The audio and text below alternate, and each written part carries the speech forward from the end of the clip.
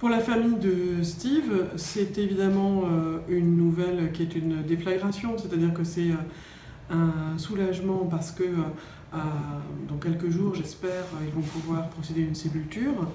Et puis c'est l'annonce de la mort de leur fils et frère. Donc c'est évidemment un très grand chagrin d'abord.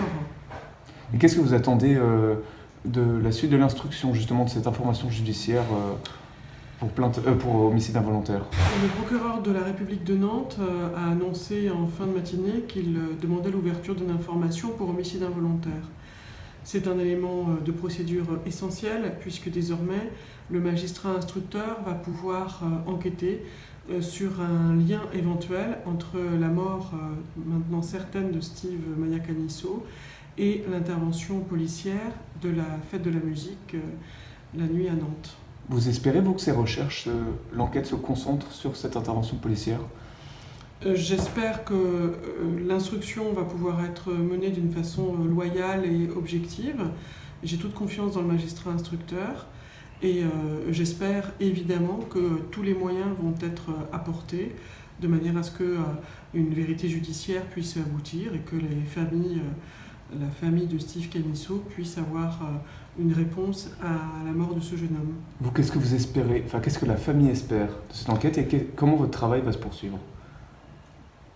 Moi, ce que j'espère pour la famille, c'est d'abord qu'elle ait un temps de recueillement et qu'elle ait un temps de paix et de sérénité dans cette douleur et dans cette très grande agitation. Ça, c'est l'essentiel pour moi. Ensuite, dans un deuxième temps, quand ils seront émotionnellement en capacité de le faire, des questions juridiques importantes se poseront. Lesquelles?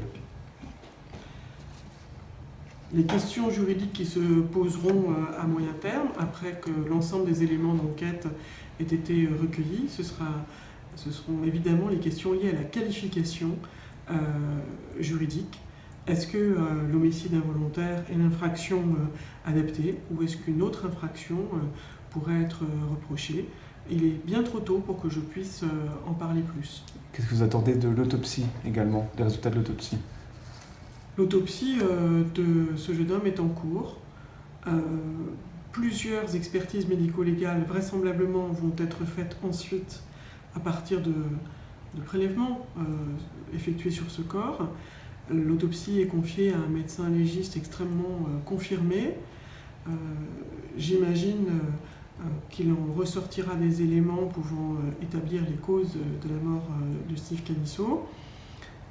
Les expertises complémentaires médico-légales très scientifiques établiront peut-être des traces de violence.